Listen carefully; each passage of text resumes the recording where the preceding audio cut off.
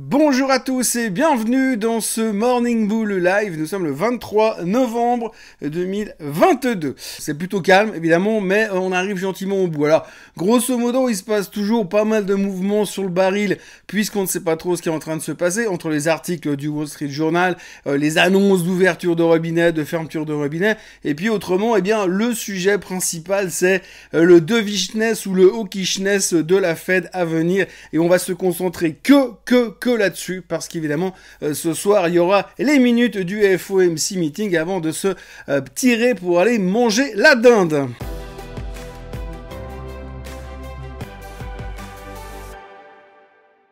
Donc oui, le sujet d'hier, vous l'avez peut-être vu sur les indices, tout a terminé plutôt en hausse, légèrement en Europe, mais de manière assez importante aux États-Unis, 1,36% de hausse sur le Nasdaq et sur le S&P. Les deux indices terminent dans la même hausse. Quelle synchronisation juste à l'aube des fêtes de Thanksgiving.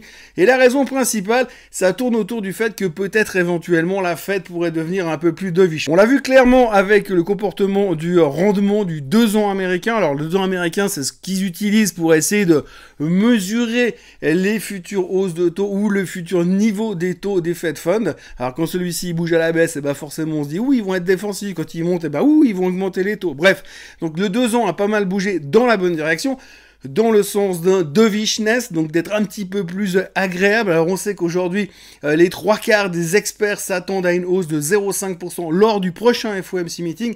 Mais ce qui va nous intéresser, et là où on est en train de spéculer comme des fous, c'est les minutes du FOMC meeting qui sortiront ce soir à 20h. Donc ce soir à 20h, il y aura la publication des minutes du FOMC meeting. Alors les minutes, j'en parle à chaque fois, tous les mois, on revient sur le sujet. Qu'est-ce que sont les minutes du FOMC meeting? Eh bien, c'est une transcription de tout ce qui a été dit et fait durant le dernier FOMC meeting. Un meeting qui dure 2 jours. Donc pendant 2 jours, vous avez une dame au fond de la salle de conférence qui tape sur une machine pour enregistrer tout ce qui était en train de se dire et en train de se faire. À la fin, ils en font une transcription, ils corrigent les fautes d'orthographe et ils publient ça 3 semaines plus tard. 3 semaines plus tard, ils résument ce qu'ils ont dit pendant ce meeting, pendant ces 2 jours de meeting. Donc, c'est des informations qu'ils avaient à la date du FOMC meeting. Donc, ils n'étaient pas au courant des chiffres du CPI, ils n'étaient pas au courant des chiffres du PPI, et ils n'étaient pas au courant de certains licenciements qui ont eu lieu depuis ce moment-là. Donc, ils ne savaient pas. Donc, on peut partir du principe, assez logiquement, que ces minutes du FOMC meeting ne devraient pas contenir de grosses surprises par rapport au discours que Monsieur Powell a fait juste après le FOMC meeting, puisqu'ils avaient le même niveau d'information, même moins. Donc à la limite, il n'y a rien qui devrait changer. Pourtant, aujourd'hui, hier, le marché s'est dit ouais, mais peut-être qu'à l'intérieur du rapport, il y aura des signes de dovishness et le fait qu'ils vont peut-être être moins agressifs. Il est clair qu'aujourd'hui, entre les multiples licenciements qu'on a eu depuis 3 semaines, les licenciements annoncés, hier soir encore, Hewlett Packard a annoncé 6000 licenciements, on devrait avoir normalement une réduction de l'emploi, des chiffres de l'emploi, et puis donc logiquement un CPI toujours un peu plus faible qui pousserait la Fed à garder ce système de hausse des taux, mais pas de 0,75, de 0,5. Donc c'est là où on s'attend à ce genre de choses depuis plusieurs semaines. Mais là on se dit que peut-être on aura des preuves à l'intérieur des minutes du FOMC meeting. Sauf que les minutes du FOMC meeting, elles datent d'avant tout ça. Elles ont été écrites, elles ont été exprimées, c'est ce qu'ils ont dit avant tout ça. Donc moi, perso, là, tout de suite, j'ai de la peine à imaginer qu'il puisse y avoir des grosses surprises. Mais visiblement, le marché, lui, n'en tient pas compte. Il pense qu'il y aura des grosses surprises en termes de dovishness dans les minutes de ce soir. Alors ça sera la surprise. Ça sera aussi la surprise parce qu'en fait, si vous voulez, comment ça va se passer maintenant? Parce que là, on arrive sur Thanksgiving. Donc comment ça se passe Thanksgiving? Eh bien simplement, aujourd'hui, les gens, les Américains, vont arriver au travail. La plupart vont se casser à midi. Parce qu'après, il faut prendre l'avion pour partir dans la famille. Donc la plupart des gens qui restent au bureau le mercredi après-midi, la veille de Thanksgiving, c'est les gars qui n'ont pas eu le choix. Donc en général, c'est pas les gros décideurs, c'est plutôt les petites mains et les stagiaires qui restent jusqu'à midi. Je peux vous le dire, je l'ai fait. Donc en gros, c'est jusqu'à midi. C'est les gros qui restent, après ils s'en vont, après il n'y a plus personne, et c'est les algos qui vont décider ce qui va se passer par rapport aux minutes du FOMC meeting. Oui, parce qu'en fait, qu'est-ce qui se passe? Quand les minutes sortent, ça passe dans les systèmes informatiques, ça passe dans les algos ils repèrent les mots qui ont changé par rapport au dernier rapport des minutes du FOMC meeting, ils interprètent ces mots-là pour savoir si éventuellement c'est plutôt dovish ou c'est plutôt hawkish, et ça déclenche des ordres. Donc il peut y avoir des mouvements relativement importants ce soir, sachant encore une fois qu'il y a moins de volume, il y a moins de monde au bureau, et qu'en plus la volatilité est extrêmement basse, comme j'en parlais hier, dans le Morning Bull Live. Donc, ça peut partir un petit peu dans tous les sens, même si ça ne veut pas dire grand-chose fondamentalement. Ensuite, pour le reste, jeudi, c'est fermé aux États-Unis, zéro volume, très très calme, il restera que les marchés européens.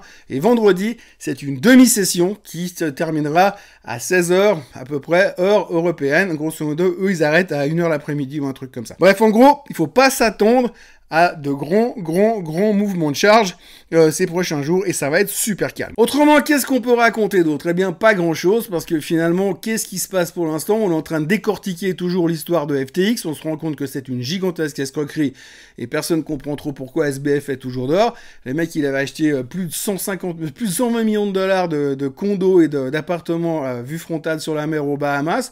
Le mec est toujours en liberté, ça avec l'argent de la boîte, et visiblement avec l'argent des clients. Donc c'est plutôt de plus en plus une immense escroquerie. En parallèle, on a Genesis, l'autre boîte qui semblerait, s'ils n'arrivent pas à lever des fonds rapidement, ils vont devoir faire faillite également, donc ça continue un peu dans la bonne nouvelle. Le Bitcoin s'en sort toujours plutôt pas mal, 16 500 $ ce matin.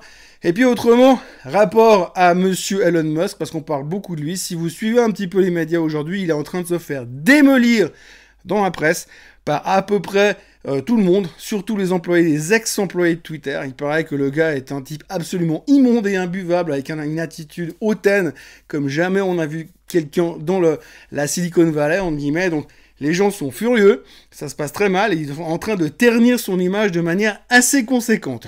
D'ailleurs, dans la question que je vous avais posée hier par rapport à Tesla, c'était assez impressionnant. Hier, j'ai répondu à la plupart des gens qui ont mis leurs commentaires en dessous de la vidéo hier. C'était assez marrant, parce que finalement, on se rend compte que la plupart qui ont répondu, en tout cas, n'aiment pas Tesla. La plupart pensent que ça va aller plus bas. La plupart pensent que Elon Musk est très intelligent, mais quand même un tout petit peu secoué à la fin. Et donc, c'est ce qui est en train de ressortir dans la presse aujourd'hui. Il y a vraiment une espèce de destruction systématique de ce qu'est en train de faire monsieur Elon Musk. Et il y a pas mal de témoignages qui ressortent de son passé, comme quoi il n'est pas aussi Mr. Perfect que ce qu'on veut bien laisser entendre. Accessoirement, dans la foulée, Tesla a perdu 700 milliards de capitalisation boursière cette année. C'est un joli paquet. Et puis, monsieur Musk, lui aussi, a perdu plus de 100 milliards de sa fortune. Depuis le début de l'année, il lui reste plus que 230 ou 240 milliards de fortune. Donc je pense qu'il faudrait commencer à monter une cagnotte Litchi pour lui donner un coup de main. Voilà, donc maintenant ce qu'on peut dire, c'est que le marché est en roue libre jusqu'à lundi. On va décortiquer les minutes du FOMC meeting ce soir, mais comme je vous l'ai expliqué, il n'y aura pas grand monde pour faire ce genre de choses. Donc moi ce que je vais faire, c'est que je vais faire l'impasse sur le Morning Bull de demain et de vendredi. Oui, pour une fois, je prends 4 jours d'affilée. Et puis, autrement, je vous retrouve comme d'habitude lundi. Le Swiss Bliss sera également décalé à lundi matin, pour me laisser 4 jours de congé. Et puis, je me réjouis déjà de vous retrouver lundi matin, parce qu'évidemment, vous allez me manquer. Et puis, moi, demain, pour information, je tourne le Outlook 2023 avec Vincent Gann, vu que nos coupes de cheveux se sont légèrement rapprochées récemment. Voilà, n'oubliez pas de vous abonner à la chaîne Swissquote en français, de liker cette vidéo, et puis de revenir lundi matin, et puis de passer un excellent week-end. Allez, profitez bien, bye bye.